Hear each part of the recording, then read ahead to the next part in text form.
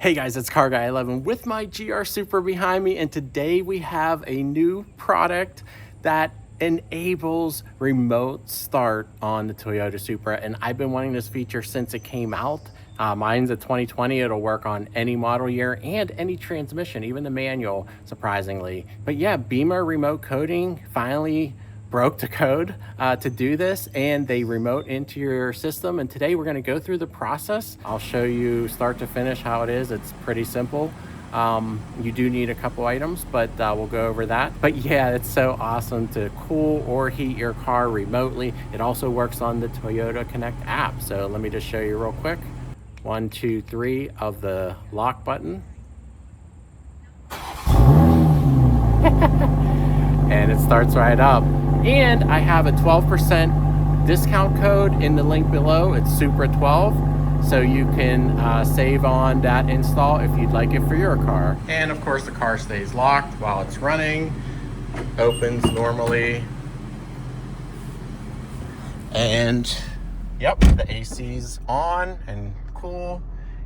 You will then just hit the normal start button to get back to normal operation. And I just timed it and the car stayed on for 15 minutes. So that's a good amount of time to defrost windows or cool down the interior. Let's see if it'll accept another command to do another 15 minutes. 1, 2, 3. Wow, great, it'll do it again. All right guys, I have purchased the Bimmer-Remote coding through the website, and they gave me instructions on how to set up my car and my computer. I am using an old Windows laptop, which they prefer, but you can use Mac as well. I did download this team viewer. Again, they send instructions after purchase in an email format. They tell you exactly what to download, which is, again, only this one simple program, and then what to hook up in the car. And I have this Ethernet to OBD cable that I purchased, and I will put an Amazon link below for that. There is an adapter if you don't have an Ethernet port on your computer. Also, they want the seatbelt fastened, the driver's seatbelt fastened. I have my computer plugged in just so it doesn't run out of battery, although this shouldn't take too long. The other step is to turn on diagnostic mode in the car, which is 3 presses of the start button. 1, 2, 3. And you will see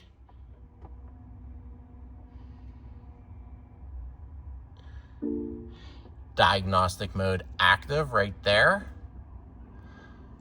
I'm going to turn off my ventilation system, make sure the stereo is all the way down. And I'm also going to turn my lights off to save some battery as well.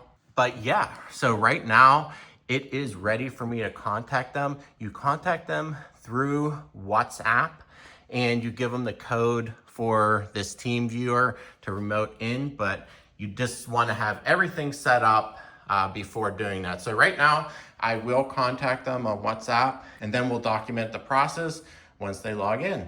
All right, I just messaged them on WhatsApp with the user ID and password, so they should be logging in here shortly. All right, looks like they're taking control of my computer right now, and it's looking like they're transferring a file. Nothing on the dash is changing currently. It says they're file transferring. And this is valid on any year Supra, which is really cool, even if it's locked, your ECU. I do believe you will lose a tune though, so you will have to retune it. But looks like they're using this other program. Radman VPN. You got to make sure you have internet access, of course. So I'm doing this in my garage. And now they have started the coding process, and they just messaged me saying it will take approximately 20 minutes. So I hear the car making some noises now, so saying the drivetrain malfunction, which is normal. Yep. Lights popping on and off. That's totally normal doing coding. All right, he just messaged me on WhatsApp and he said 3 or 4 minutes and we'll be good. So it did take around 20 minutes, I would say. I didn't film the whole time, of course. I don't see any errors on the dash or anything, which is a good sign. All right, he just messaged me. Disconnect the Ethernet cable, turn the car off, close the windows, go out of the car and lock like you would leave the car. Make sure not to interrupt it. Don't touch door handles, key, etc. for at least 10 to 12 minutes. After, you can use remote start to do so. Start the car normally once, then lock and try using remote start. Remote start is 3 times, hitting the lock button 3 times quickly. All right, we're gonna do that and I will get back to you. All right, it's been about 10-15 minutes and I'm gonna do the first start. He said to start up manually.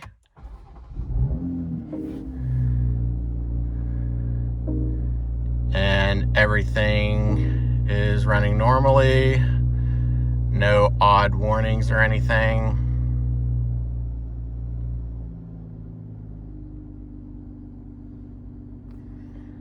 Put my AC back on. And actually, I'm gonna check if there's any additional settings. Okay, and under vehicle settings, climate functions, it does show now under comfort, climate, control, ventilation, allow engine start. So that's pretty cool. That was activated. I had previously done these auto heated seats. Those are still active. So it doesn't look like I lost any of the other previous Bimmer coding as well, which is awesome. So let's try the remote start now. 3 presses of that lock button. 1, 2, 3.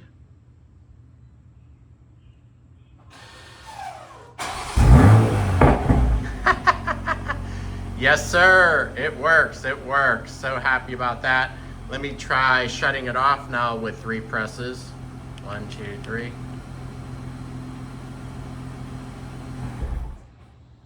Great, great. All right, and now I'm gonna try using the Supra app. What you're gonna use is the ventilation button.